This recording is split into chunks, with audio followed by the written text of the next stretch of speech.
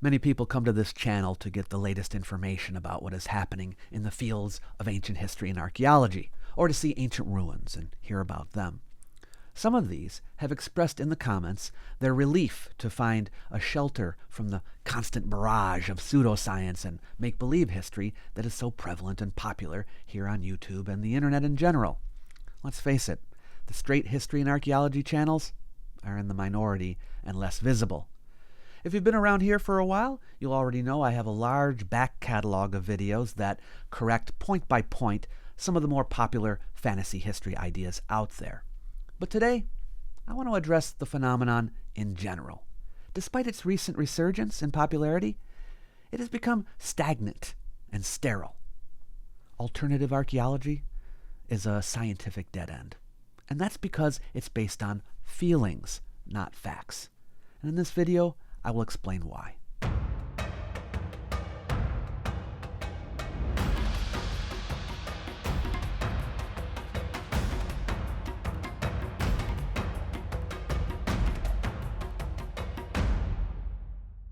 To be clear, there are many ideas we could classify as fantasy archaeology or make-believe history or the like. We would be referring to claims about the ancient past that are based on wishful thinking, speculation, and imagination, rather than on science or hard evidence. And there are as many ideas that fall into this category as there are stars in the sky. Generally speaking, however, there is one that has captured the imagination of a lot of people. It is the one you and I encounter the most. And it's the one that I want to talk about. This is the idea that there was an advanced civilization that existed during the last ice age, roughly in the period between 20,000 and 12,000 years ago. But that mainstream history is unjustifiably refusing to accept this. Now, what is meant by advanced and civilization is somewhat fluid, but the general consensus among the believers is that it was a society that was technologically advanced enough that it could build structures, at the very least on the level of the Great Pyramid of Giza, that it left its monuments around the world, and so therefore it had seafaring capability, and the science it had was advanced enough that it knew not only that the Earth is a globe, but what the size of the globe is, and about the Earth's precession. The reason why this civilization has not been easy to spot, they say, is because it was wiped out in a worldwide cataclysm, most likely a flood, between 12 and 11,000 years ago. This idea comes in two variations. One is that this lost civilization was human, what we might call Atlantis, and the other is that this lost civilization was not human, ancient aliens. The basic idea, by the way, achieved its present form in the late 1800s, with the aliens variation taking shape in the late 1960s and early 1970s. Now, let me just say that people who are simply interested in this proposal and want to know more about it, or if it could be true, or who leave the possibility open, are not the people I'm focusing on here. I myself have refrained from saying categorically that no such civilization existed. I leave the possibility open. No, I'm talking about the believers, the people out there who are claiming it's true. On the surface, the proposal that a lost advanced civilization existed during the last ice age appears to be something ultimately based on archaeological remains, historical documentation, or scientific evidence. But no, not really. Those things are just dressing. If evidence were the determining factor, the idea would have died 100 years ago, because the evidence, without any manipulation, points directly away from that idea. The long road of human development, societies, and technologies is well documented. Everything that the Earth has left behind, and I mean everything, indicates that 12,000 or more years ago, humans had not yet reached the stage in their development where globe-spanning complex societies could have been built. Massive stone monuments in the shape of true pyramids could have been constructed, or that humans could have measured the circumference of the Earth.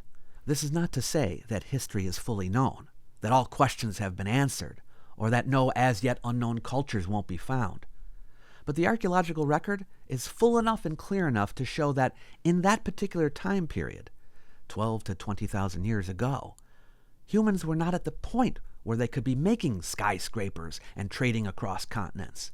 If you want a quick summary of the evidence, check out my video, Why I Don't Believe in a Lost Advanced Civilization Yet.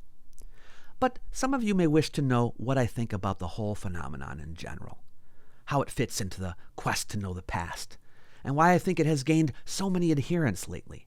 Am I worried about it? Does it bother me? What do I think of its future? If the idea has so little merit, then why, you may ask, does it persist to this very day? It's now more popular than ever. There must be something to it. There is something to it, but its long life can't be attributed to scientific or evidential reasons. Usually, theories that are supposed to be based on evidence get revised when more evidence is collected.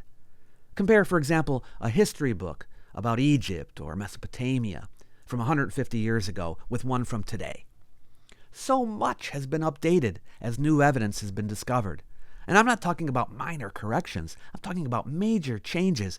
When and how the states were formed, how writing began, reasons why kingdoms and empires collapsed at various times, the introduction of new players never known about before. Dates of major events have changed.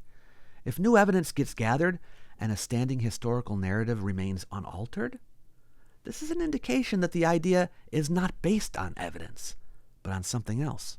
Yes, the idea of the lost advanced civilization I just described to you is the same as it always was.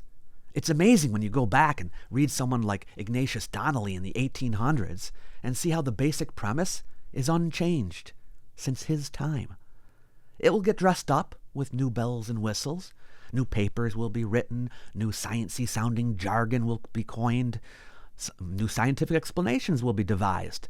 New experiments will be performed. But all of them only serve to support the existing claim, not revise or update it. Not only has the narrative remained constant, the picture hasn't even sharpened. New artifacts or ruins from this civilization are almost never discovered and brought into play, and if they are, they're just objects they jacked from some other ancient culture, or geofacts, naturally formed objects, that they claim are man-made. There's no advancement in the lost advanced civilization idea. The arguments themselves have not improved. They just get recycled. The same talking points are repeated endlessly, just reworded or declared with more confidence. Myths preserve real history. Troy was real, so Atlantis could be real. This structure or piece of art from this era and this part of the world looks kind of like this structure or piece of art from this other era and other part of the world, so they must have both gotten it from a common ancestry. This primitive people couldn't have made this thing without someone else's help. If this known civilization made it, then where are the blueprints or records of it being made? If you don't know how they made this, or if you, Mr. Historian, can't make it yourself, then this ancient culture could not have made it. Look, this stone cut is too straight. This curve is too precise.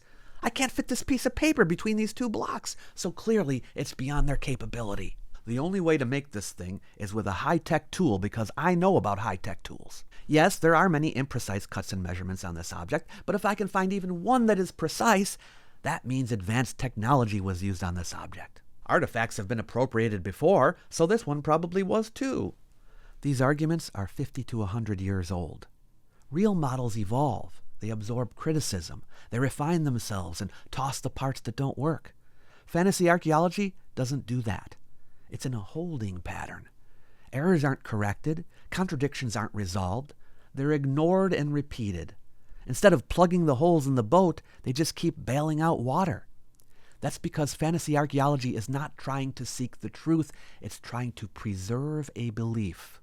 This is where a lot of people get confused. They say, but these folks do experiments. They do scanning. They take measurements. They test things. Yes, and they ignore the results that don't fit, because the experiments aren't there to discover truth. They're there to demonstrate commitment to the cause. They show effort, passion, and dedication, but when the outcome contradicts belief, the experiment quietly disappears. No postmortem, no reassessment, no change of position, because at that point, the experiment has already served its purpose. Truth was never the finish line. This is why hard data doesn't end the argument. They just dismiss it and keep repeating the same talking points. Fantasy archaeology loves the appearance of skepticism. It talks constantly about questioning everything, about thinking for oneself. But the skepticism is employed only when convenient. It isn't an actual principle. On the one hand, they'll say something like, they expect us to believe these primitives made this with copper chisels? Ha! But on the other hand, they'll say something like, this pyramid was actually a power plant, with a straight face. To them, the weathering patterns on the enclosure around the Great Sphinx might matter. But those same weathering patterns on dynastic Egyptian buildings do not. Similarities in ancient artifacts matter. Differences between them do not. They cannot believe that the same civilization who placed the large stones at the foundation of a building placed the smaller ones on top of them. But they will readily believe that irregular masonry on one side of the planet is connected to irregular masonry on the other side of the planet, even if the styles are different, they come from different eras, and there are zero other similarities between the two cultures. It's a failing of archaeologists if they cannot locate a tool they say was used or reproduce an artifact using ancient methods, but it is no failing of theirs if they can't do those things themselves. Fantasy archaeology is skeptical only about what it wants to be skeptical about.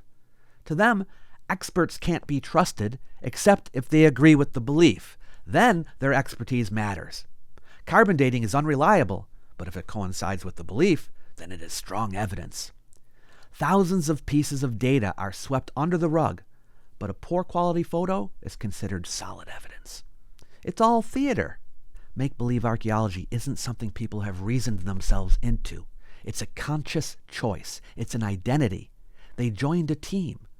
And you can hear it immediately in their language, the us versus them mentality. Now, I can't speak for all academics, but generally you don't hear them saying it's our team versus their team. They don't think that way, because academia is highly individualistic. A scholar's job is to come up with something new. They're trained to concentrate on the evidence and not merely on who is saying what. I'm sure there are exceptions, but believers in fantasy archaeology, as a rule, are constantly portraying themselves as in a battle with academics. You might call it ADS, Archaeologist Derangement Syndrome. To them, if you've accepted the mainstream version of history, it isn't because you evaluated the evidence. It's because you've been programmed by your teachers. If you reject Atlantis, it's not because the claims haven't held up to scrutiny, it's because you're afraid to think for yourself. Once that framing is in place, evidence becomes irrelevant. The debate is no longer about what's true. It's about who you are. And once a belief becomes someone's identity, it becomes dogma. Fact-checking is viewed as a potential betrayal of the cause. So I guess we can ask, what is the engine actually driving this, if not actual scientific interest? Distrust? Distrust of institutions, distrust of expertise, distrust of perceived authority figures. Fantasy archaeology gives shape to a feeling that people already have, that they're being lied to, and that systems don't work for them, that someone somewhere is pulling strings. The lost advanced civilization is not so much a belief, but a symbol for them. Science comes into it, but not as the thing that led them here. Rather, simply as the basketball court where it all plays out. Make-believe ancient history offers something deeply appealing. It injects mystery and wonder into a boring history. This satisfies a deep-seated craving for excitement and the unknown, turning history into a treasure hunt rather than a scientific endeavor. It's like discovering a secret level in a video game. It makes the past feel alive and full of untapped potential, countering the dullness of the classroom and everyday life. Psychologically, it's escapist fiction disguised as fact, blending sci-fi appeal with nostalgic vibes about real-world ruins. People love origin tales, and that's why stories of golden ages, floods, or fallen utopias appear all around the world. It's a common human theme. Believing that myths are actually encoded history validates shared human experiences and makes disparate cultures feel unified. For some people, it romanticizes a purer past, where harmony with nature or advanced ethics prevailed, fulfilling longings for connection to something like that amid modernity's isolation in a tech-saturated world. It offers existential comfort. Imagining a superior society wiped out by comets or floods mirrors our anxieties about societal collapse today. It's reassuring. Survivors allegedly passed on knowledge, allowing humanity to rebound. This apocalyptic romance provides a narrative where doom isn't final, and for some, that may reduce death anxiety or apprehension about the state of the world by framing our problems as just part of a cosmic cycle. Life is full of random tragedies that feel senseless and unfair. Believing there's an underlying purpose, whether divine, karmic, or cosmic, transforms that raw pain into something purposeful, like a lesson or a test, part of a bigger plan. If bad things happen for a reason, they're not arbitrarily cruel, but steps toward growth or eventual good. Even many atheists believe in an underlying order, suggesting it's wired into our psychology beyond religion. Our brains are pattern-seeking machines. We instinctively ask why about events, and randomness feels threatening because it implies no predictability or learnable lessons. Attributing purpose fills that gap. This is closely linked to the belief that the world is fundamentally fair, where people get what they deserve. It feels better to live in a world where nothing is accidental. No chaotic systems. No emergent behavior. No, we're still figuring this out. That's comforting, especially if you're already feeling powerless or ignored or talked down to by institutions who speak in equations or jargon or probabilities. Fantasy archaeology doesn't ask you to learn archaeology. It asks you to trust your instincts and distrust other people's expertise. That provides emotional satisfaction, which is much more persuasive than actual accuracy. So while on the one hand, you will hear believers say, we're not the pinnacle of civilization. We shouldn't be so arrogant about our society and its accomplishments. We're not the center of everything, which is a good attitude to have. Paradoxically, the idea also is one of conceit, flattering our ego, giving us personal significance, because it often positions believers as enlightened outsiders, uncovering suppressed truths, and pits them against arrogant academics. This anti-establishment vibe appeals to those feeling powerless, offering a sense of superiority. We see what experts miss. It suggests lost knowledge could be rediscovered, making us potential heirs to genius. This counters feelings of insignificance in a large universe. You're not a speck in the middle of chaos. You're part of something meaningful. This restores the sense of grand narrative and human centrality. If you recognize any of these tendencies in yourself, it might be a good idea to reassess, turning to objective ways of discovering the past instead of subjective. It protects us from falling into these traps. That's why the scientific and historical methods were developed in the first place. Why not go back to these things and allow them to guide you? Now, this next point I don't want to overemphasize, and I think some people are prone to do that, but fantasy archaeology is not completely harmless. There are dangers in the sort of thinking that gives rise to it. You might think, so I'm wrong about history. It's not a big deal if I am. But the problem is not just being wrong about history. For one, it discourages critical thinking. People get hooked on forbidden knowledge vibes rather than learning how slow, deliberative, collaborative, evidence-driven archaeology and history actually work. This trains people to reject corrective feedback. It teaches people that contradiction is oppression, that expertise is arrogance. And once that mindset takes root, it doesn't stay confined to history. It spreads. It undermines trust in science in general. We see this happening in real time.